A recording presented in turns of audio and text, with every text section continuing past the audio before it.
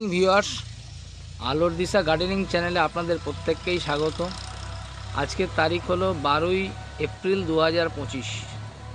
তো আমরা একটা আপনাদেরকে এঁচড় গাছের প্রতিবেদন দেখাই যে এই গাছটা লাগানো হয়েছিল আজ থেকে 1 বছর আগে।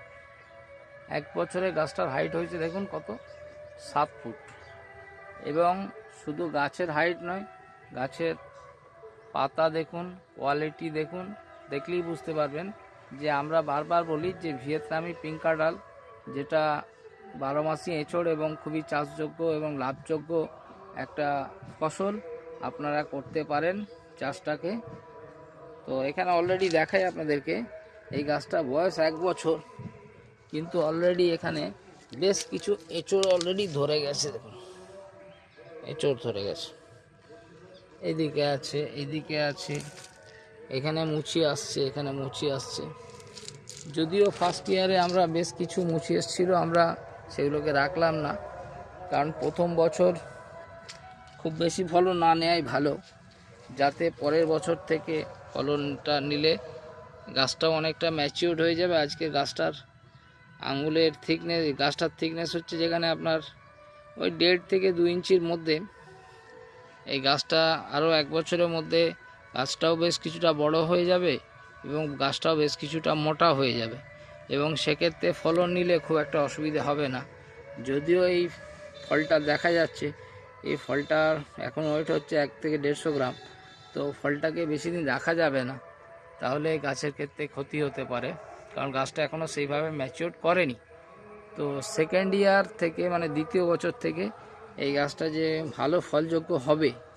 এবং আরেকটা বিষয় যেটা হচ্ছে, গাছের নিচের দিক থেকে, একদম গোড়ার দিক থেকে এর ফলন যে শুরু হয়, এটা কিন্তু তার নিদর্শন।